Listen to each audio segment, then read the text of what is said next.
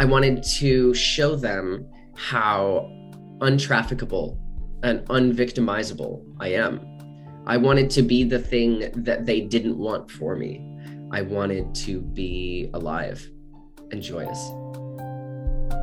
Welcome to Flip Your Script, the podcast about life's critical turning points and how people find the inspiration and motivation to move forward and rewrite their unique stories. Flip Your Script is produced by Media Minefield, a public relations firm passionate about the power of sharing stories. Specializing in earned and social media, Media Minefield helps clients take control of their unique story and message. The show is hosted by Kristi Piehl, founder and CEO of Media Minefield, who flipped her script from an Emmy-winning journalist to a successful entrepreneur and speaker. From a survivor of sex trafficking to homelessness to health problems, Morys's life was spiraling in a painful and dangerous direction. That is, until he Googled something and found a program that now has him feeling like a genius doing meaningful work. Morys, welcome to the Flip Your Script podcast. Good morning. Your story is so dramatic. And on this podcast, we have all sorts of different types of Flip Your Script stories. Yours is really, really powerful. And it starts from a place that I think makes people uncomfortable and confused, because when most people think sex trafficking, I think most people think either overseas or little girls. Yes. A male in sex trafficking is a different type of scenario. So what part of your story are you comfortable sharing? How did that happen? I'd like to do a little bit of pre-planned spin control because unpacking my trauma is really difficult and complex. There are some basics I'd like to share. One of which is male sex trafficking survivors are not uncommon, and male trafficking survivors are not uncommon. 70% of all trafficking survivors are labor. 30 to 50%, depending on the region, of all sex trafficking survivors are men. So why do we have this perception? Why do Americans have a perception that it's only women? I think because, and I don't want to go down a men's first rabbit hole because I think that there's a lot of misogyny packed into that. But I will say that one of the only times that men are truly not privileged is when it comes to sex crimes. I think that it's almost impossible. My story is a synopsis of how impossible it is for people to understand and accept that men are victims of sex crimes. It's really tough to wrap our heads around because we have a picture of what it's like to be a man. And a man is not vulnerable. He cannot be victimized. It's a hard pill for people to swallow. And there also are a lot of stereotypes wrapped up in that, like strength. Men should be stronger. Therefore, this wouldn't happen to them. So it's victimizing a victim as well, in just the stereotype of who a victim is. You just said verbatim things that have been told to me line for line. Absolutely. I remember I reached out for help on the internet, and there were a lot of steps to my release. And somebody said a grown man should not be held captive. That's ridiculous. But that's a ridiculous thing to say. And what do you say when people say things like that? Because there's power and control and all of the manipulation and emotional manipulation and mental manipulation that happens. So when someone says something like that to you, what's your response? In that moment, because it was a very pointed moment, I said, you sound like the exact predators I'm trying to get away from. It's a good answer. I think so too. So because of your experience and living under control of someone else, not by your own choosing, that led your life. Once you were out, you didn't know you didn't have skills, right? I mean, you had never been trained in something, and you weren't able to, besides the trauma, you have to live, you have to eat and yes, have shelter. And how would you have shelter when you've been kept captive for some time? How did you get out and then your life went to a really difficult place? Not that being captive wasn't a difficult place. I don't mean that at all. My journey out was a really unique experience. You know, what they don't tell you is that you're going to keep being victimized on your way out. I called the police, I think 2, 3 times. One of those times I was beaten until I was bleeding by the cops because it was assumed that I was insane because I am a man who should not have been in my situation. It took a lot of work. It took weeks of me begging and fleeing. I was basically like a hunted animal on the run.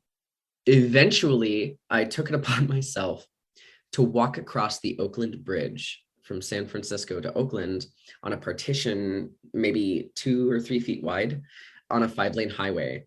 And I found a call box on the bridge and I said, hi.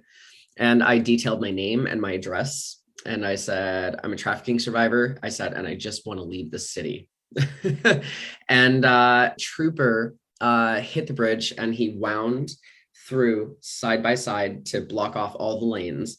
And he asked me if I was on drugs. This would be a reoccurring theme. I said I wasn't. I said I'm just having a panic attack, and I just want to leave. I want to do something else. Fortunately, after this super crazy night, I was able to reach out to an advocacy program in San Francisco that works directly with human trafficking survivors. And if I'm being honest, I can't tell you what they were called. It was a harrowing few weeks, but I met a woman and a man at a Starbucks. For the first time in weeks of trying to speak to someone, they said, we believe you and we want to help. And this man looked at me and he said, there's a program in Miami for male and transgender survivors. He said, and I'd like to put you in this program. And they got the feds involved. And Polaris, which is the nonprofit equivalent of our Homeland Security branch, flew me all over and I landed in Miami. And I found this great program in Miami called Arc of Freedom. Only 2% of the beds in the entire United States for human trafficking survivors are relegated to men, despite us making up 30% or more of the trafficking population. And I was assisted by a man named Nathan Earl, who was in the process of launching a program that had never existed before. And from there, I spent 6 months in residential care where I got psychological treatment, housing, food, all the basics with love, custom tailored to somebody from my experience. And I spent those 6 months Googling. I Googled everything. I wanted to talk to anyone who was like me. And I'll tell you, to this day, I haven't gotten to talk to a lot of male survivors. And we know they're out there. So that's because they aren't willing to put a name and go on, social media website and say, hey, this happened to me. So Right. while they're out there, they're just not people you can find. Exactly. And that's something I try to lean on because I want to be a positive role model for male trafficking and sexual assault survivors. I want to show them that the manliest thing you can do is be honest and ask for help. So while I was Googling, I found AnnieCannons, and we are the only thing like it in the US. And it's incredible. I've been reading about it. Before we talk about it, I want to go back because I think you've said a few really important things. So basically, people didn't believe your story. Even people who are trained to help, even the helpers, didn't believe your story. What would have happened if early on, the first time you were able to ask for help, if someone would have believed you? Would that have cut down your captivity or your situation by years, months? Would it have helped your therapy? What would have happened if the first person would have said, Morys, I'm going to help you?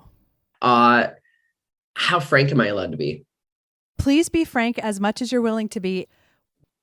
I was raped for 48 consecutive hours by a number of people. And then I was sold after it was live streamed for a snuff film. So I wouldn't have survived. I was a one-time purchase for rape and murder, which isn't as weird or uncommon as a lot of people think it is. It's shocking. It's kind of like an Eli Roth film that you live. If I had not been as persistent and aggressive as I was, I definitely would not be here. It would be impossible for me to be having this conversation with you. I fought for my life tooth and nail. It wasn't just a sense of self or a sense of autonomy. I was going to die on purpose. I'm so sorry that happened to you. And part of the reason that maybe people don't believe it is because it's so shocking. We want to live in a world where that kind of stuff only happens in movies, where that doesn't happen to real people Yes. who aren't involved in criminal activity. Because I think people always go to this place like, you're in a criminal activity gang, what drug dealer, whatever it might be. Therefore, perhaps bad things might happen to you, but hey, you're a criminal, so that stuff happens. And people go there. Yes. But to go to a place of raped and sold to be killed, I mean, I don't have words. It's something that you can't really formulate words for. I had a vision for what my life was going to look like, and I was in the process of realizing it when this all happened. But there was a naivety that I don't think was my fault. I think it's a naivety that all of us should approach life with. We should be wide-eyed and wondrous. We should be excited about what's around the corner, and we should feel alive when we meet new people. And I was attacked because that's a virtue that I extolled. And it is so real and it is so inconceivable. It took my dearest friends a lot of years to cope. My family never came around. They never understood what had happened.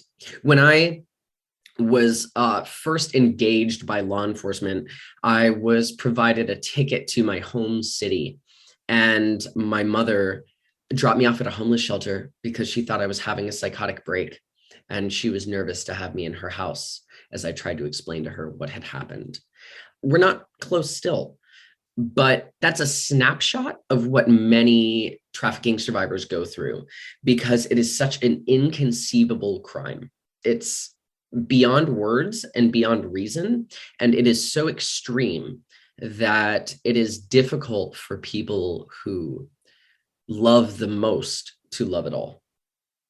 That's powerful. And you approach the world with this belief that people do good and that people are well intentioned and people are well meaning and people do what they say, which is exactly what we teach children how they should approach the world. If you could go back, would you have, I don't mean that specific situation, I mean just your approach to life in general. Are you grateful that you have this open-armed approach to life? And it sounds, based on talking to you, that you still do, even though this happened to you. It's not gone. It's bigger. It's bigger. It's intrinsically a part of who I am. It is built into my DNA. I think it is one of the things that makes me the best version of myself, and nothing will kill it. Because when people try to hurt you, they don't want to hurt your shell. They want to hurt your light. And I wanted to be the predator back, and I wanted to kill their dream. I wanted to show them how untraffickable and unvictimizable I am. I wanted to be the thing that they didn't want for me. I wanted to be alive and joyous. The best revenge.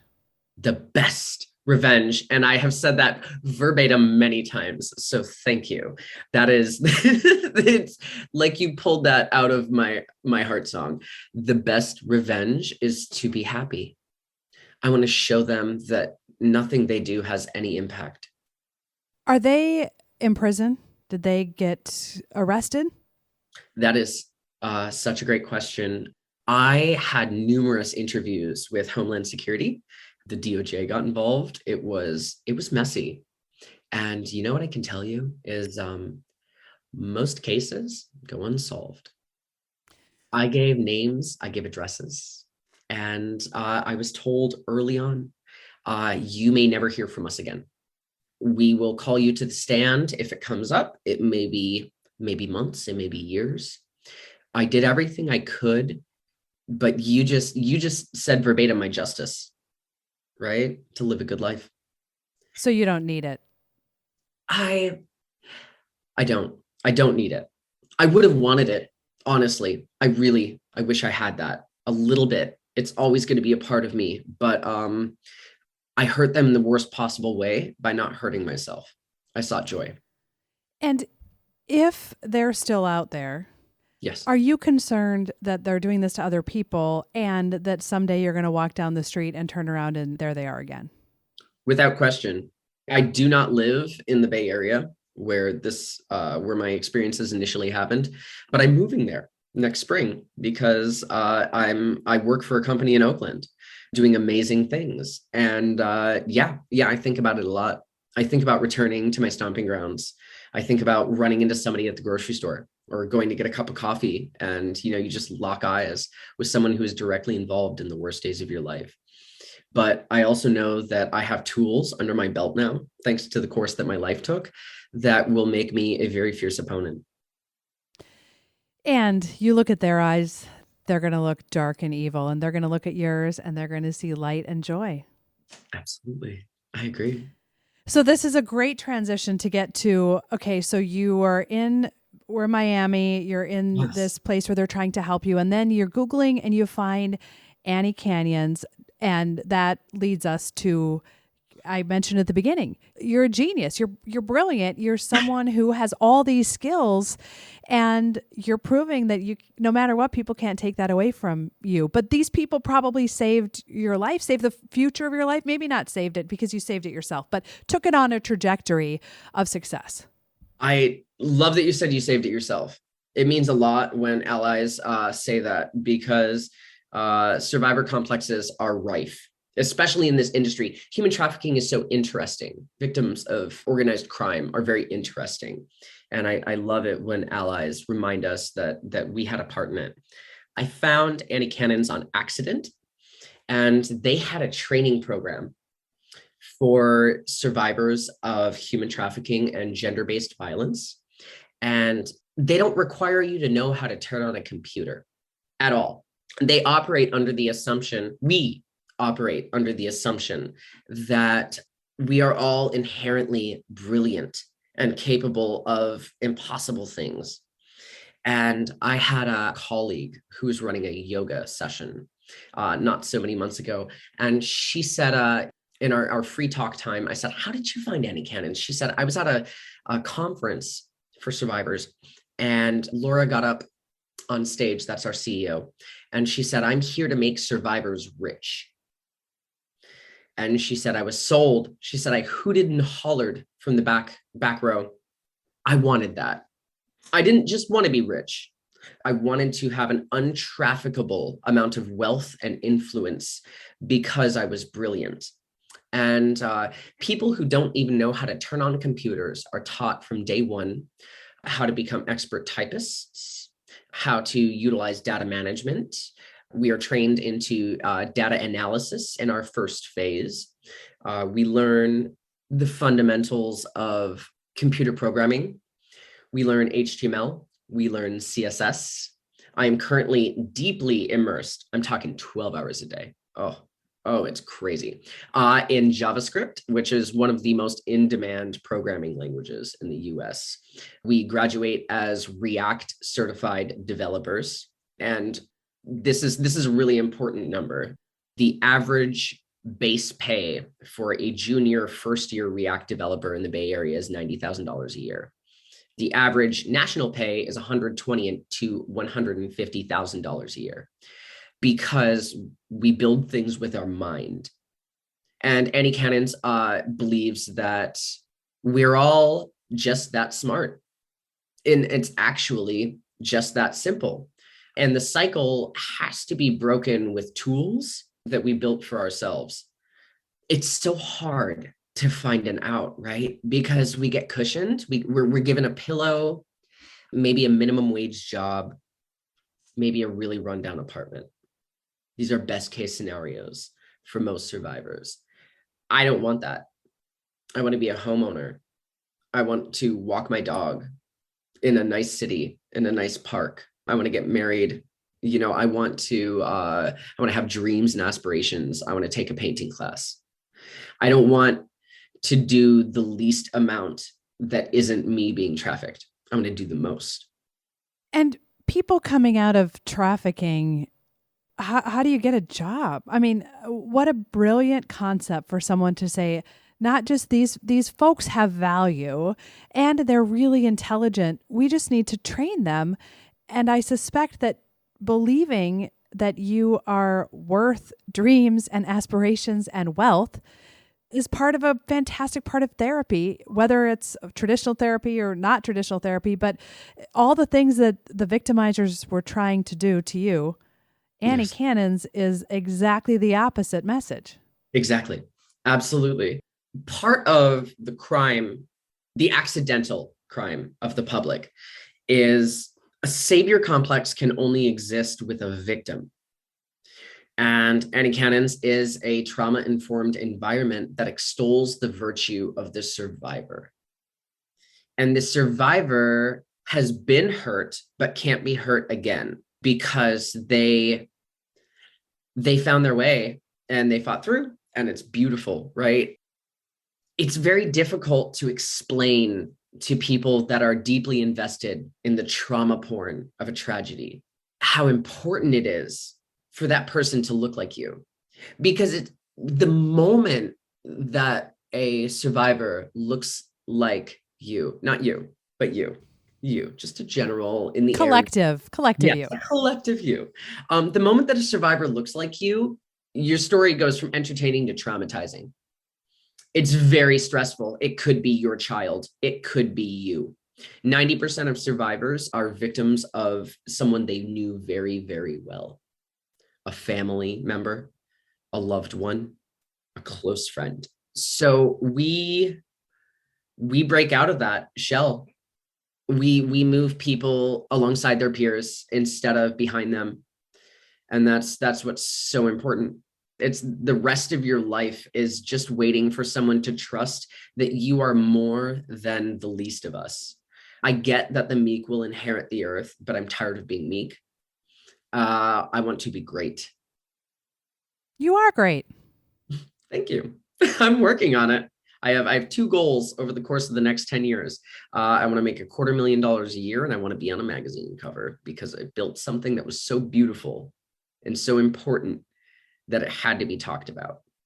And I attribute a lot of that to AnnieCannons. Those goals were provided to me because somebody looked at me and said, I bet you're a scientist. Did you know before the incident happened in California? So if we would have met the day before that happened, would you have told me that you were a scientist and that you had capabilities in computer sciences? I want to say yes, because quite frankly, I love me. But I'm not so sure. I think that it would have been a hollow yes. AnnieCannons has been this really incredible opportunity to prove it, not only to the world, but to myself, because I exercise my genius every day. I'm reminded verbatim that I am a genius every day. We have an amazing, amazing team lead named Magical. And she says, "Good morning, geniuses," every time I log into a Zoom meeting. Oh, that's a power of language. I just love that because she could say good morning or, well, trainees. And saying geniuses versus trainees is a way different message. Yes, absolutely. Under her tutelage, I have built a dozen websites, programs. I learned how to be a designer. I have things you can look up in Google. And I just never thought that would be possible. I never thought I would get on the internet and I would see something that I made with my own hands and my own brain and my own drive. Power. It's so cool. And, I think it's interesting you said trauma porn before, and there is this strange part of our culture, and I've talked about this with other guests from different survivors and people in the kind of crime space, people who follow that, true crime kind of people. But it's really unfortunate that so much time is spent talking about the details of where did it happen and who was it? And, at a party, I imagine if you were at a party and people knew this about you, they would want to talk about like the gory details, which is not just, re-victimizing you, but like there's zero value in that for them. But then there's this whole other part of you that it's not about what happened to you. It's what you're doing now and how you've come through that and out of that and completely found yourself and your calling and your genius. And we need to spend more time talking about those types of things. You could not possibly be more right. And I have been at parties telling people exactly what you just said, line for line, word for word. I understand the human urge to observe, right? Rubbernecking isn't a term for no reason, right? We see a car crash, we can't not look. It's why traffic slows down on the freeway. Crazy stuff is so interesting because it breaks us out of the facade of our very basic, simple, normal lives of buying bread and milk and, going to work and coming home and reading a book and going to sleep, right? But what else is equally as exciting is the incredible things we do about it. The things that happen after the car crash, it's the person learning to walk again. It's the lone survivor in that crash. It's the first responder that puts out the fire. That is so interesting. It's incredible. It makes your heart 10 sizes too big. It's so amazing. It's so interesting to listen to. And I think that as a culture, we have an opportunity in our singularity of media and the endless stream on our televisions. We have an opportunity to latch onto that and make that the most interesting, important, sellable product. So I want to be a part of that. It's why I take media spots. It's why I'm talking to you right now, because I want to talk about how cool it looks when you're done being traumatized. And I think the reason people focus on the trauma is because it gives this false sense of safety. Like, well, here's all the reasons that would never happen to me or my kid or my loved one or whatever, right? We're looking for like the differences in our lives to say, well, okay, whew, thank goodness I can wipe that off of my list of things to be afraid of. Yep, absolutely. Absolutely. That's exactly it. At least it's not my family. At least it's not my son. At least it's not my daughter. At least it's not me. That's what trauma porn looks like, is the euphoria, the climax comes from knowing that was someone else. But that someone else was a human. That someone else was a human. We find a brother and sister in everyone if we are at our best. So that wasn't a human. That was your family who is suffering. And when I see that suffering, it hurts me too, even if they're a stranger. And I want the best for them. What does the best look like? And there's so many wonderful organizations on the flip side of that help, like AnnieCannons, yes. like December. AnnieCannons is, connected now to December. This podcast episode is going to come out at the beginning of December, right around when December starts. I've been familiar with this and donated to it for many years. And many people in my kind of circles, the women will wear skirts the entire month and the men will wear ties. And they'll raise money because the whole purpose of December is to just raise awareness and to let people know trafficking and sex-related violence and trafficking is real. It's real and it's happening. And we have to start being brave enough to talk about it and to be a helper and not part of the trauma porn mentality. Absolutely. I'm really excited to wear a skirt every day in December. And I'll tell you what, I live in the South, so I turn heads. I bet you do. I live in Minnesota. And so the women who do it around me, there's quite a few people at my church and circles that way that do this, and they wear tights. And oftentimes I've seen people in pants and snow pants and a dress over. That's amazing. That's amazing. So I lived in Duluth for years. And when I lived in Minneapolis, I lived off of Lake and Lyndale on Pillsbury. I was an uptowner. Oh, so nice. I know exactly what your church looks like because that's my home plate actually. Oh my goodness. I'm so happy for you. What a good December you have ahead of you. Yeah, see, look, you're too joyful about that, Morys. You're very happy that I'm going to be cold in like a month, or when this thing comes out, people will be, people listening to it in the North will be like, he's wearing a dress with nothing underneath except for whatever he chooses, and it doesn't have to be tights or snow pants. You know what's great about the Minnesota cold? It's not going to kill you. It could. Okay, it literally could, right? If you were abandoned in it without the means. But it's not going to kill you. You're just cold, right? And you know what cold feels like? It feels like being alive. You feel something. You feel anything, right? You feel a chill. That air is special. Enjoy it. Enjoy everything. Sounds like you want to come visit us. Oh my God, I actually really miss Minnesota. It's really great. It's a great state. I love Minneapolis. I love Minneapolis. Yeah. The West Bank. Oh my goodness. Hard Times Cafe. Vegan breakfast at 3:00 in the morning with an organic fair trade cup of coffee after you have been drinking aggressively shortly off of Nicollet Mall. It's a great walk. I've been there. Oh, yes. And cold. That the aggressively drinking in the cold while walking around gets a lot of people in trouble. It gets a lot of people in trouble, but if we're being completely honest and we look at the numbers, it's a long-standing Minnesota tradition. So and this is when I can rip on Wisconsin because nobody can drink like the people from Wisconsin. My hometown is Superior. Oh, see, look at all our connections. With all due respect, though, bless their hearts, but I find that a good cup of coffee or a glass of water is vital to my continued success. But yeah, I'm from Wisconsin and I lived in Minnesota, so.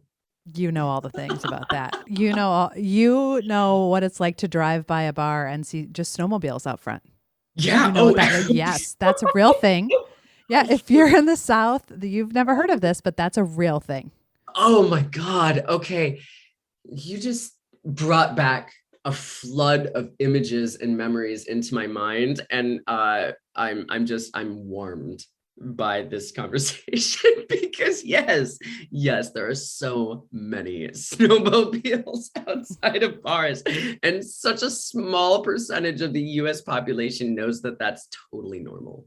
A meat raffle. People will drive the snowmobile to the bar in the winter for a meat raffle. Yeah, Google it if you're not from around these parts. I've lived in other places, but I grew up in Minnesota. This was like news to me up until I was like 40 years old. I went to my first meat raffle and I was like, is this sanitary? Can we just like give warmish meat to people and then they put it in their backpack and get on a snowmobile? Like, this is a real thing. I'm having such a hard time breathing because the relatability is beyond words. I am like 2,000 miles away from you, and I am tickled pink because, that's a thing. All listeners, please know that people ride their snowmobiles to meat raffles, and that's not a double entendre. There's actual meat. There's actual meat at the end of your ride. Yes, I think I left with like bacon and some kind of steak product. Oh my God, that's amazing. Mm-hmm. That's so wonderful. Well, once it's cured, it's not going to go bad. All that salt. Okay, I trust you. I trust you. I hope so, because you've walked away with some of it. So yes, you're still here with us hosting a podcast right now. Yes. So, I mean, what I love about the conversation that we just had, which is why I love podcasting, because we went like way over here from where we started. That went so into left field. I'm just so excited to talk to my own people. Yeah, right? And that's the beautiful thing about getting to know folks, is that you are not Morys, survivor, trafficking, right? You're Morys, all these other things that happen to you. And I'm not just podcast host, all these things that I am. Like, the beautiful part of getting to know people is to get to know the story. And spoiler alert, we're more the same than different. Yes, absolutely. It's why it's hard to hear, and it's why it's important to listen. It's for the same reason. Because I am your brother. I'm your sister. I'm your son. I'm one of everyone.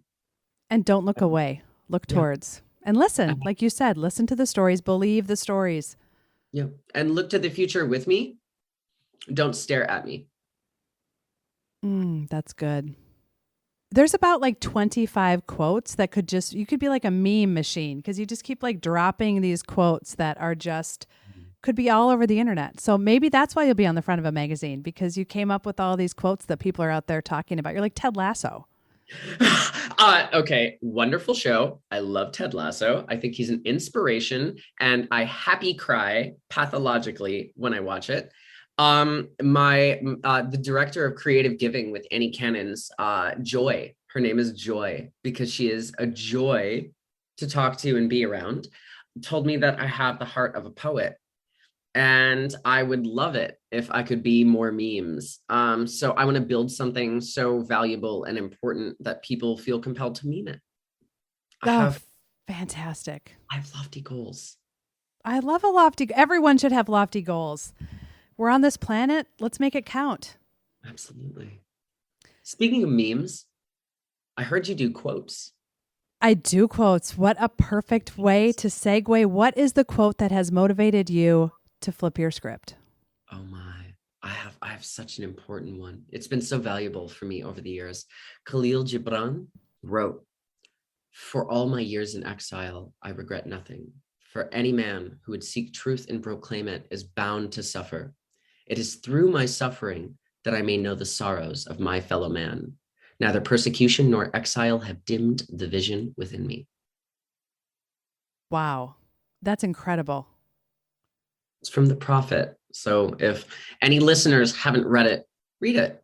It's beautiful. It's a beautiful book. It has been a joy to talk with you, and your story is powerful. Thank you for sharing it. Kristi, it was an honor to have this conversation and to be on your show. Thank you so much for giving me a platform and letting me talk about my life and the incredible organization that is AnnieCannons. I appreciate you. Thank you. I appreciate you, and I can't wait to see where your career takes you. We're going to continue to follow it, put links on the Flip Your Script podcast to some of the things that you talked about. I'm going to end today with a quote from you that you put out there. I found it on an AnnieCannons website. So here's what you said, and that's how we're going to wrap it up. Yes. I no longer see barriers. I see ladders and staircases and elevators. I can do anything I want for the rest of my life, and nothing is going to stop me. Thank Beautiful. My hope is Morys' story empowers you to believe you're capable of more than you think, to discover motivation, to uncover inspiration, and to find the strength to turn the page. Thank you for listening to Flip Your Script, hosted by Kristi Piehl and produced by Media Minefield. If you like our message, please be sure to give us a 5-star rating, subscribe to the show, and share our episodes with your family and friends. Do you or someone you know have a story about flipping your script? We'd love to share it. Contact us on our website, flipyourscriptpodcast.com. To stay up to date on all things Flip Your Script, make sure to follow host Kristi Piehl on social media. You can also check out the website for pictures, resources mentioned in the show, and other great episodes.